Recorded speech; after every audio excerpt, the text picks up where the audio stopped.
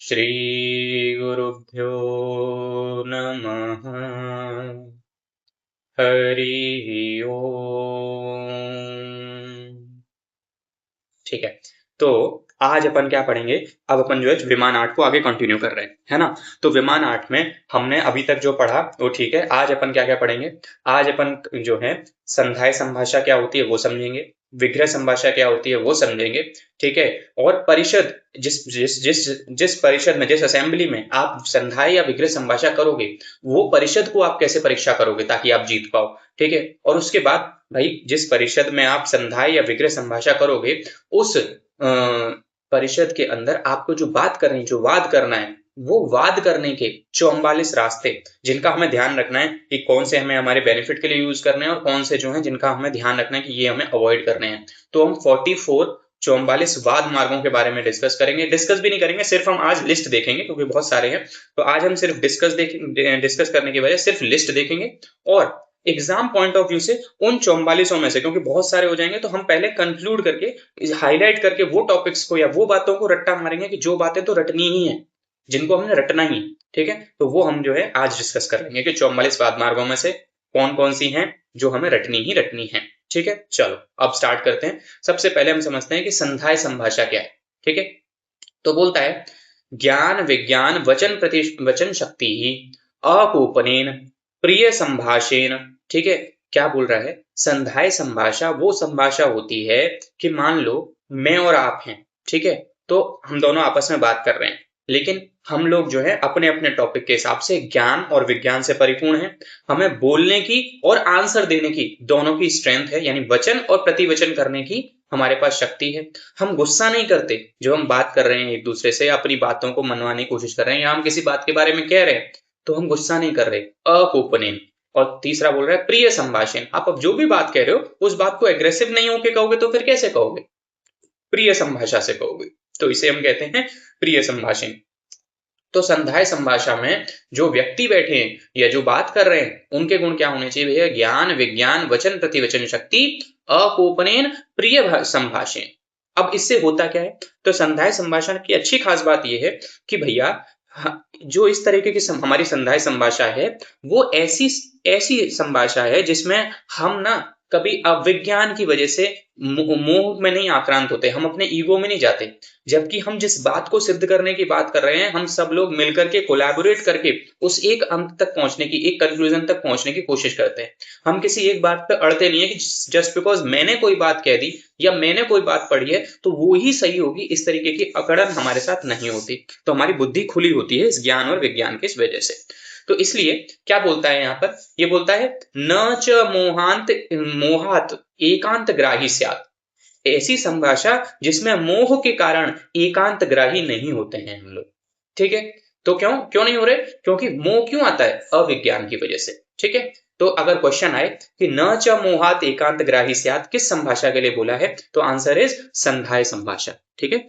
उसके बाद बात कर रहे हैं कि भैया संधाय संभाषा को एक और वर्ड बोला जाता है जिसे कहते हैं अनुलोमन संभाषा। क्यों बोल रहे हैं अनुलोमन, क्योंकि सब लोग एक ही डायरेक्शन में चल रहे हैं, ठीक है। यानी सब लोग जो है वो एक दूसरे के साथ प्रेम से संभाषा कर रहे हैं, ठीक है। और सब लोग एक पक्ष की तरफ भाग रहे हैं, यानी सब लोग एक पक्ष को कंक्लूड करने की तरफ हैं, एक टॉपिक के ऊपर रिसर्च कर रहे हैं, ठीक है। अब क्या बात कर रहे हैं, अब कह रहे हैं कि भाई दूसरी संभाषा क्या है, दूसरी संभाषा है विग्रह संभाषा। अब अगर संधाय संभाषा को हमने अनुलोमन संभाषा बोला तो विग्रह संभाषा को क्या बोलेंगे, प्रतिलोमन संभाषा, ठीक है। फॉर एग्जाम्पल मैंने बोला कि पुरुष नित्य है और आपने बोला कि पुरुष अनित्य है, तो हमारी बात एक दूसरे की क्या होगी, विरुद्ध हो गई। तो ऐसी सिचुएशन में मैं अपनी बात को कहूंगा, आप अपनी बात को कहोगे, हम लोग अपोजिट बातों को बोलेंगे और एक असेंबली जो परिषद है, यहाँ रोल आता है परिषद का बहुत बड़ा, कि या जो जज है वो बैठ करके हमारी बातों को सुनेगा और बाद में फिर कुछ कंक्लूजन निकालेगा, ठीक है। पर प्रॉब्लम क्या होती है इसमें, हम जो है अपने अपने पद पर ही, अपने अपने पक्ष पर ही टिके रहते हैं और उसी पर जो है संभाषा करते रहते हैं, ठीक है।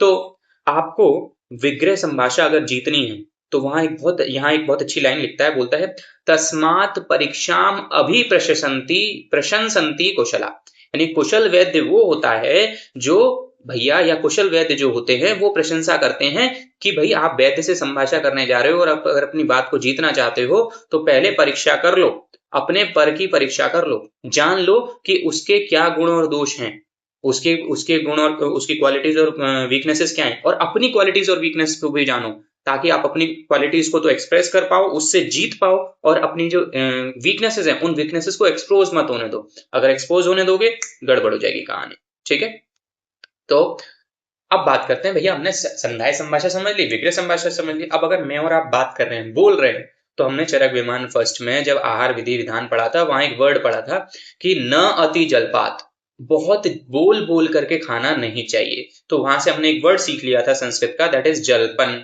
या जलपक। तो जलपक मतलब क्या हो गया, बोलने वाला। तो इधर भी तो हम बोलने की बात करें, संभाषा में बैठेंगे हम दोनों एक दूसरे से बात करेंगे, तो हमको क्या बोला जाएगा, स्पीकर। तो स्पीकर को ही संस्कृत में क्या बोल रहे हैं, जलपक। ठीक है, तो भैया, तो जलपक जो है, जो स्पीकर है, उसके अंदर क्या गुण होने चाहिए। कोई भी जलपक हो, जो भी स्पीकर हो, उसके अगर उसे एक अच्छा जलपक बनना है तो उसके अंदर क्या गुण होने चाहिए, और कौन से ऐसे दोष हैं जिन दोषों से उसे दूर रहना चाहिए अगर उसे जीतना है तो। ठीक है, तो क्वेश्चन आया, मान लो कि जलपक के कितने गुण और दोष बताए गए हैं, तो 5 गुण और 5 दोष बताए गए हैं, ये बात हमें ध्यान करनी। ठीक है, तो अब कौन कौन से 5 गुण हैं, श्रेयस्कर गुण हैं, जो उसे श्रेय पर ले जाएंगे, जो उसे ऊपर लेकर के जाएंगे। ठीक है, उन्हें हम कहेंगे जलपक के गुण, और कौन से हैं जो उसे हराएंगे, वो हम कह देंगे जलपक के दोष। ठीक है, तो भैया सबसे पहले बात करते हैं जलपक के 5 गुण कौन कौन से हैं, कौन सी ऐसी क्वालिटी हैं जो स्पीकर के अंदर होनी चाहिए। अगर आप भी कहीं जा रहे हो तो आपके अंदर कौन सी ऐसी क्वालिटीज हैं जो आप किसी असेंबली में बैठो तो आपके अंदर होनी चाहिए अगर आपको जीतना है तो। सबसे पहला, स्पीकर, भले ही हम जलपक कह रहे हैं स्पीकर, लेकिन स्पीकर को स्पीकिंग करने से पहले, यानी बोलने से पहले, भयंकर क्वालिटी होनी चाहिए उसके अंदर सुनने की। तो सबसे पहली और श्रेष्ठ क्वालिटी बोलता है श्रुतम। श्रुतम, श्रुतम यानी ध्यान से सभी बातों को सुनने वाला। आपको पहले आपके अपोनेंट को या असेंबली में जो भी व्यक्ति दूसरा जलपक है उसे सुनना आना चाहिए। You can only become a good speaker when you are excellent listener. ठीक है, तो जलपक बनना है अच्छा, तो आपको सबसे पहले श्रुतम आना चाहिए, सुनना आना चाहिए। दूसरा, विज्ञान। विज्ञान मतलब जिस टॉपिक पर आप बात करने आए हो, जिस टॉपिक पे बात चल रही है, आप उस टॉपिक के लिए वेल प्रिपेयर्ड होने चाहिए, यानी उस टॉपिक के बारे में आपको विशेष ज्ञान होना चाहिए। प्रैक्टिकल नॉलेज भी होनी चाहिए और थियोरेटिकल नॉलेज भी होनी चाहिए। तो ये हो गए 2, श्रुतम विज्ञानम। फिर क्या बोलता है, धारणम प्रतिभानम वचन शक्ति इति। तो धारण मतलब क्या, धारण मतलब होता है धारण करना, यानी जो बात खुद बोले या दूसरा बोले वो उसे याद रखे। आपकी कोई असेंबली चल रही है, आपने अभी कुछ बोल दिया और 4 मिनट बाद आपने अपनी ही बात को कॉन्ट्राडिक्ट कर दिया या अपनी बात पे टिके नहीं, तो आप वहीं हार जाओगे। ये अभी हम वादमार में पढ़ेंगे कि भाई जब आप अपनी प्रतिज्ञा की हानि कर देते हो, जो आप बात कह रहे हो, अब हम बोलने में इतने फ्लुएंट हो गए या इतना हम डिस्टर्ब हो गए कि टैकल करके हम 5 मिनट बाद 10 मिनट बाद अपनी ही बात को भूल गए, या दूसरे की बात को ध्यान रखो। ऐसी गलती सामने वाला भी कर सकता है, इसीलिए सुनना बहुत जरूरी है। तो आप सुनो वो बात क्या कह रहा है और 5-10 मिनट बाद उसको उसकी बातों में ही एंटेंगल कर दो, ताकि वो अपनी बात को ही कॉन्ट्राडिक्ट कर दे और आप जीत जाओ। ठीक है, तो धारणम होना चाहिए। धारण मतलब जो भी कुछ आप सुन रहे हो उसे बाईपास नहीं करना है, उसे धारण रखना है कि जब तक कन्वर्सेशन चल रही है आप उस बात को ध्यान रख पाओ, धृति। ठीक है, तो धारणम, ज्ञानम, श्रुतम विज्ञानम धारणम प्रतिभानम। प्रतिभानम मतलब प्रतिभा, प्रतिभावान होना। ठीक है, प्रतिभावान मतलब you need to be talented. And what is talented, talented मतलब भैया जब आप किसी चीज में जेन्युइनली इंटरेस्टेड होते हो तो आप उसमें टैलेंटेड बन जाते हो। That means what, find out कि व्हाट इज योर पैशन। किसी ऐसी असेंबली में किसी ऐसे टॉपिक का हिस्सा बनने से कोई फायदा नहीं है जिस टॉपिक में या जिस सेमिनार में आपको कोई रुचि नहीं है। उसी असेंबली में जाओ जिस असेंबली में आप जेन्युइनली इंटरेस्टेड हो। तो क्यों, क्योंकि आप उस जेन्युइनली को सुनोगे भी, धारण भी करोगे, और आपने जो पढ़ा भी होगा वो भी आपको, मतलब आप इजी गोइंग हो जाती है लाइफ। ठीक है, आप नेचुरली बाकी लोगों से ज्यादा अच्छा करने लग जाते हो। इसी को प्रतिभावान कहते हैं। तो जलपक को प्रतिभावान भी होना चाहिए। आप हर चीज में प्रतिभावान नहीं हो सकते, क्योंकि आपके इंटरेस्ट जो है वो किसी एक चीज में आप बहुत एक्सीलेंट होते होगे। ठीक है, इसको पता लगाने का सिंपल तरीका क्या है, आप प्रतिभावान किस चीज में हो। आप 4 चीजें ट्राई करो। आप ये देखो कि किस चीज के अंदर आप ना इजीली बाकी लोगों से बेहतर कर पा रहे हो। ठीक है, जहां दूसरे लोगों को उसमें थोड़ा ज्यादा डिफिकल्टी महसूस होती है और तुम उस काम को जेन्युइनली मतलब थोड़ा रिलेटिवली इजियर कर पाते हो। दैट मीन्स व्हाट, वो आपकी प्रतिभा है। आपको उसके बारे में जो है परिषद में जाना चाहिए, उसके बारे में जो है आपको बात करनी चाहिए, उसके बारे में आपको जीतना चाहिए, because that is your plus point. ठीक है, तो बी प्रतिभावान, है ना। दूसरा और लास्ट क्या बोल रहे हैं, वचन शक्ति। तो एक स्पीकर के 5 गुणों में सबसे आखिरी आ रहा है वचन शक्ति, वचन प्रतिवचन शक्ति। अभी हमने पढ़ा था संध्या भाषा में। तो क्या मतलब, आप जो बात कह रहे हो उसे आप कॉन्फिडेंटली कहो, इम्पैक्टफुली कहो, ताकि आपकी बात या आपकी कम्युनिकेशन की जो स्किल है वो स्ट्रांगली कन्वे करे और लोग कन्विंस हों कि आप क्या बात कहना चाह रहे हो। तो श्रुतम, विज्ञानम, धारणम, प्रतिभावानम और वचन शक्ति, ये हमने 5 जलपक के गुण पढ़ लिए। ये आपके अंदर होने चाहिए, और अगर नहीं है तो बनाओ इससे पहले कि आप किसी विग्रह संभाषा में जाओ और हार के आ जाओ। उसके बाद बात करते हैं जलपक के 5 दोष। जलपक के 5 दोष क्या है भाई? बोल रहा है कि भैया, कोपनत्वम अवैशारद्यम, भीरुम अधारणात्वम, अन अवहितत्वम। क्या कह रहे हैं भैया? कह रहे हैं कोपनत्वम। अभी हमने बोला, जब संध्याय संभाषा पढ़ी तो हमने क्या बोला था, अकोपनत्वम। ठीक है, वहीं अगर आप विग्रह संभाषा भी कर रहे हो तो भी आपको कोप नहीं आना चाहिए, वरना आप हार रहे हो, हार जाओगे। ठीक है, आपको किसी ने गुस्सा दिला दिया तो आप ऑटोमेटिकली अपनी प्रतिज्ञा से हट जाओगे, और किसी भी असेंबली में जाओगे वहां ये टॉलरेट नहीं किया जाएगा। आप किसी भी तरीके के डिबेट में, सेमिनार में जाओगे और अगर आप कोई बुरा बोल रहे हो, ऑटोमेटिकली आपके नंबर काउंट जो है वो डिस्टर्ब हो जाएंगे और आप जो है वो हार जाओ। ठीक है, तो सबसे पहला आपको कोपन नहीं आना चाहिए। जलपक के 5 दोषों में कोपनत्वम, या आपके अंदर वो छल होना चाहिए कि आप सामने वाले को गुस्सा दिला पाओ। अभी वाद मार्ग में एक वाद मार्ग आएगा जिसका नाम होगा छल। आप छल में कुछ ऐसा बोल दो जिससे क्या करो, आप सामने वाले को इरिटेट कर पाओ। मतलब आपकी टोन तो नॉर्मल हो, या आपकी टोन तो सिर्फ खाली सरकास्टिक हो। ठीक है, वो होना चाहिए। आप जब बात कर रहे हो, किसी कन्वर्सेशन को जीत रहे हो, you need to be like कि दिस डजंट अफेक्ट मी, जो भी आप बात कह रहे हो। ठीक है, मतलब आई फील, मेरे को लग रहा है कि ये चीज जो है वो स्टूपिडिटी है। ठीक है, खैर, या ये जो है वो कि भाई आप इतने बड़े वैद्य होकर के ऐसी बात कर रहे हो, ये तो बड़ी ही उपहासहीन बात है। तो अब इस बात से क्या होगा, वो सामने वाले को कोपन आ जाएगा, तो वो क्या हो गया, उस जलपक का दोष हो गया। तो बात करते हुए यदि क्रोध आ जा रहा है किसी व्यक्ति को या वाद करते हुए, तो वो उसका दोष हो गया, कोपनत्वम। अवैशारित्वम, अब जैसे जलपक के गुणों में आपने क्या बात करी कि आपको अपने टॉपिक का विशेष ज्ञान होना चाहिए, और दूसरा क्या है, दोष अवैशारद्यम, आपको विशारदता नहीं है। विशारदता मतलब आपको उसकी क्लैरिटी नहीं है, उसको नॉलेज नहीं है। शारदा, सरस्वती, ज्ञान, और अज्ञान मतलब अवैशारद। ठीक है, सरस्वती नहीं है आपके पास उस टॉपिक की, और आप जो है उस पर बात करना चाह रहे हो, नहीं, पॉसिबल नहीं, आप हारोगे। ठीक है, कोपनत्वम अवैशारत्व वैशारदम। फिर बोल रहे हैं भीरु। भीरु मतलब डरपोक। अब डरपोक मतलब, अरे भाई, जब आपके पास सरस्वती आती है ना, जब आपके पास किसी टॉपिक का विशेष ज्ञान आता है ना, तो आपकी वचन शक्ति अपने आप स्ट्रांग हो जाती है। सरस्वती ही है जो आपकी वचन शक्ति बनाएगी। ठीक है, लेकिन अगर आपके पास सरस्वती नहीं है तो आप अपने आप भीरु हो जाओगे। ठीक है, तो भीरु मतलब अंडर कॉन्फिडेंट, आप अपनी बात को कह नहीं पाओगे, और कहोगे भी तो अल्प डाउट से कहोगे, और जहां आपकी बातों में आ गया, आप हार जाओ। ठीक है, उसके बाद आते हैं क्या, अधारणत्व।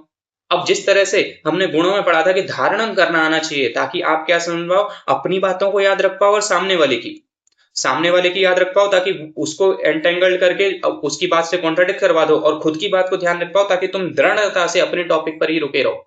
ठीक है, ये हम विग्रह संभाषा की बात कर रहे हैं, जीतने के पर्पज से बात कर रहे हैं, संधाय संभाषा की बात नहीं कर रहे। ठीक है, फिर अपन बात करते हैं क्या, अधारणत्व मतलब वो जो है वो व्यक्ति जो है अलर्ट नहीं है, अटेंटिव नहीं है। ठीक है, डिस्टर्ब है। अब किसी भी वजह से यदि वो डिस्टर्ब है, उस कारण की वजह से वो उस जलपक के हारने का कारण बनेगा। ठीक है, उसके बाद बात कर रहे हैं भाई अनअवहितत्व। ठीक है, यानी कह रहा है कि भाई वो हित की बात नहीं कर रहा है।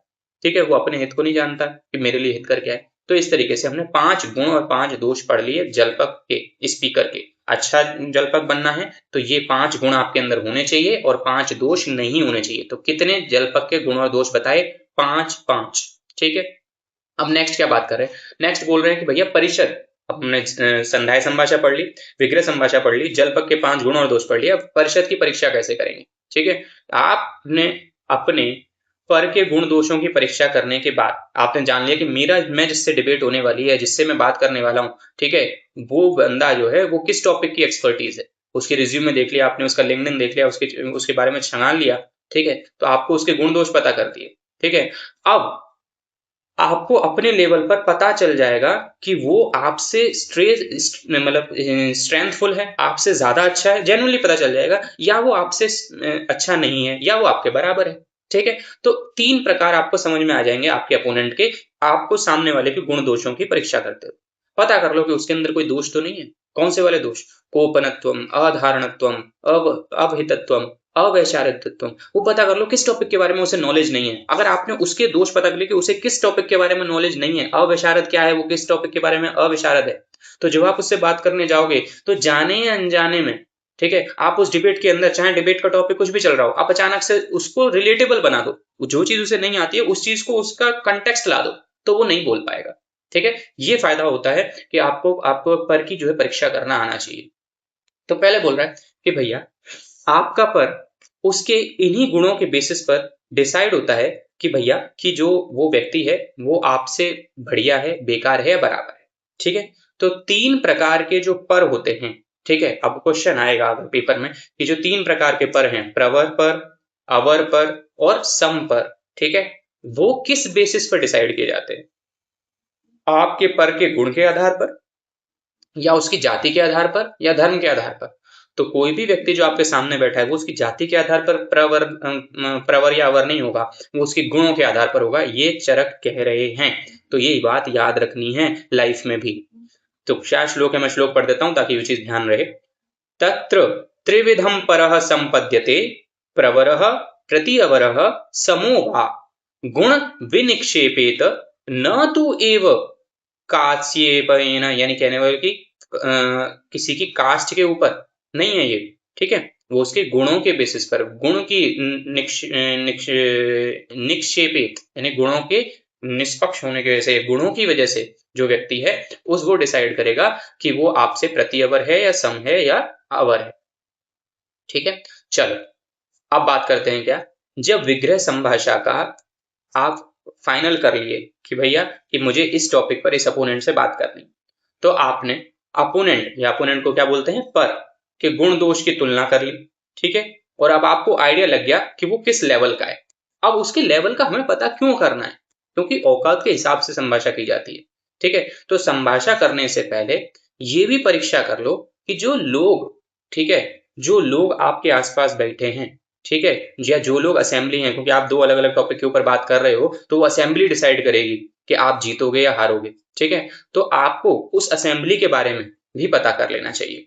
ठीक है, कि वो जो लोग हैं वो उस टॉपिक के क्या एक्सपर्ट हैं, क्या जो पैनल बैठा हुआ है वो या तो एक्सपर्ट होगा या उसका उस टॉपिक से कोई रिलेशन नहीं होगा, ऐसा होता है। ठीक है, तो परिषद जो है वो 2 प्रकार के लोगों की हो सकती है, जो उस टॉपिक के ज्ञानवान हो या जो उस टॉपिक के मूढ़वान हो या जो उस टॉपिक की नॉलेज नहीं रखते हो। ठीक है, तो उनको उसी हिसाब से हमको डील करना है।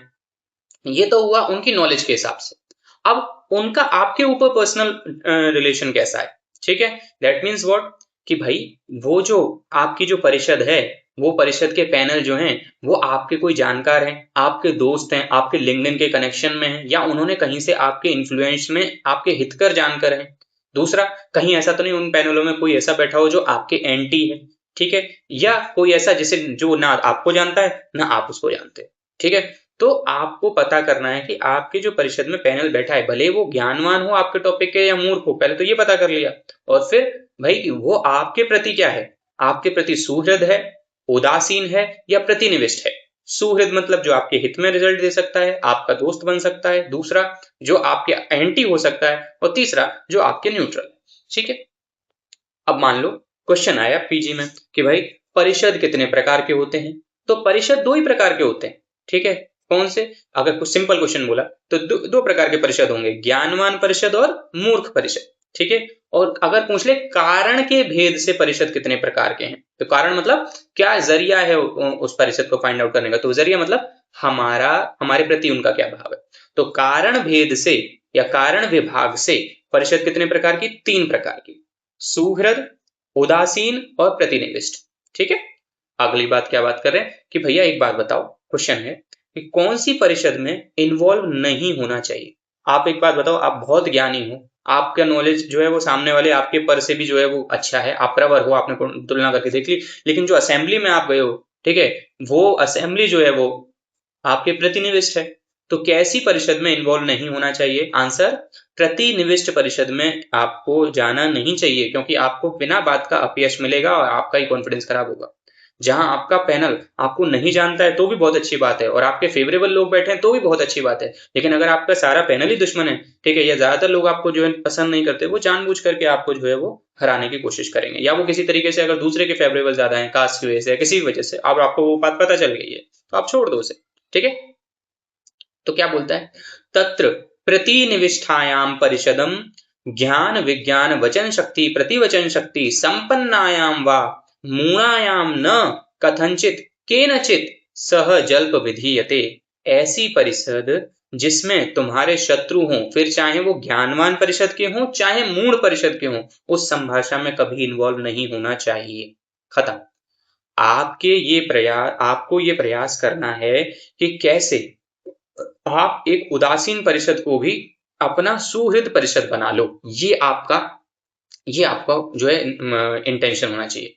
जब ये बात आप सब बातें फाइनल हो जाएंगी, कौन कौन सी बातें, कि विग्रह संभाषा किससे कर रहे हैं, वो व्यक्ति आपका पर जो है वो कैसा है, प्रतिअवर है, अवर है, सॉरी प्रतिअवर है, प्रवर है या सम है, और जिस परिषद में आप बैठ रहे हो वो परिषद जो है वो आपकी कैसी है। ठीक है, पहले तो मूढ़वान परिषद है या ज्ञानवान परिषद है, फिर उसमें भी कहीं प्रतिनिविष्ट परिषद तो नहीं है, छोड़ देना है। ठीक है, और उसके बाद सुहृद परिषद या उदासीन परिषद, ऐसा। Now it is the time to decide कि भाई वाद मर्यादा क्या होगी। हमें कोई भी डिस्कशन या किसी भी डिबेट में बैठो, सबसे पहले रूल्स, डिबेट के रूल्स इज वेरी इंपॉर्टेंट। तो क्या हमें अलाउड है बोलना, ठीक है, या कोई बाउंड्री सेट की हुई है इस डिबेट की या नहीं, कि इसके अधीन होकर के ही बोलना है, आयुर्वेद के बारे में ही बोलना है, मॉडर्न के बारे में ही बोलना है, ठीक है, या क्या है। तो व्हाट इज द रूल, क्या बोलना अलाउड है और कहाँ अलाउड, किस टॉपिक के बारे में बोलना है या क्या चीजें बोलना अलाउड नहीं है। किसी भी डिबेट में गंदी बातें बोलना अलाउड नहीं होती है, ये बात ध्यान रखना, और उसी का तुम्हें फायदा उठा अगर हो सके तो। वो तब जब आपको सामने वाले का पता हो कि पर जो है उसके अंदर कोपनत्वम वाला क्या है, दोष है। ठीक है, तो 3 वाद मर्यादाएं आपको समझनी चाहिए मोटी मोटी किसी भी परिषद के बारे में। पहला, इदम वाच्यम, यानी कि ये बोल सकते हैं। दूसरा, इदम अवाच्यम, ये नहीं बोल सकते हैं। एवं पराजितो भवति इति, कुछ ऐसे रूल हैं जिनसे आप इमीडिएटली डिस्क्वालिफाइड हो जाओगे, वो चीज ध्यान रखनी। कौन सी ऐसी चीजें जिनसे आप इमीडिएटली डिस्क्वालिफाइड हो सकते हो।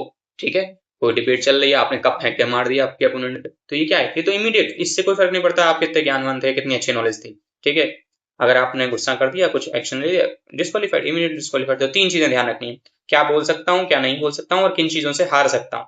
ठीक है, या किसी को हराया जा सकता है। खत्म। तो 3 वाद मर्यादाएं जो है वो डिस्कस की गई है। तो क्वेश्चन, कितने प्रकार की परिषद होती है, 2 प्रकार की। कारण भेद से परिषद कितनी होती है, 3 प्रकार की। पर कितने प्रकार के हो सकते हैं, 3 प्रकार के। वाद मर्यादा कितनी प्रकार की, वाद मर्यादा कितनी है, 3, इदम वाच्यम, इदम अवाच्यम और पराजितो भवति। ठीक है, अब वाद मर्यादा, 4 मर्यादा, सॉरी, अब ये हमने वाद मर्यादा फाइनल कर दी। अब अपन बात करते हैं, विग्रह संभाषा स्टार्ट कर देते हैं कि भैया जब इतना सब हमें समझ में आ जाए, तो आपने सब कुछ जान लिया, अब उसके बाद आपको क्या कर देना है कि चलो अब डिबेट स्टार्ट कर देते हैं। ठीक है, तो इतना फाइनल करके तुम्हें वाद स्टार्ट करना है, लेकिन 44 वाद मार्ग जानकर ही विग्रह संभाषा में प्रवृत्त होना चाहिए, ताकि तुम जीतो। ठीक है, और सामने वाला हारे। और यही इस चैप्टर में जो है एक मकसद है कि भिषक जीती है, आपको जीतना कैसे है। ठीक है, यह श्लोक, अब मान लो क्वेश्चन आए कि यह श्लोक जो है भाई किस संभाषा के संदर्भ में बोला गया है। ठीक, तो कुछ श्लोक बोले, एवं प्रवृत्ते वादे कुर्यात्, एवं प्रवृत्ते वादे कुर्यात्, इनकम्प्लीट श्लोक बोल दिया जाए, बोला जाए कि डॉट डॉट डॉट एवं प्रवृत्ते वादे कुर्यात्, तब जाकर के वाद में जो है प्रवृत्त होना चाहिए। ठीक है, तो किस संभाषा के बारे में बोल रहा है, विग्रह संभाषा के बारे में बोला है। ठीक है, तो ये सब बातों को जानकर, और किस कंटेक्स्ट में बोला है, वाद मार्ग को, तो वाद मार्गों को जान करके ही विग्रह संभाषा में आपको क्या होना चाहिए, इन्वॉल्व होना चाहिए। तो एवं प्रवृत्ते वादे कुर्यात्, वाद मार्गों को जान के वाद में प्रवृत्त होना चाहिए। ठीक है, अब अपन बात कर लेते हैं हमारे आज के सेशन की, जो सबसे जो है क्या बोलते हैं, लास्ट सेगमेंट है और इंपॉर्टेंट भी है। ठीक है, या हम इसको जो है नेक्स्ट में करेंगे। चलो ठीक है, आज का यहीं तक रखते हैं, नेक्स्ट में हम डिस्कस करेंगे कि 44 वाद मार्ग जो है उनके पद क्या। ठीक।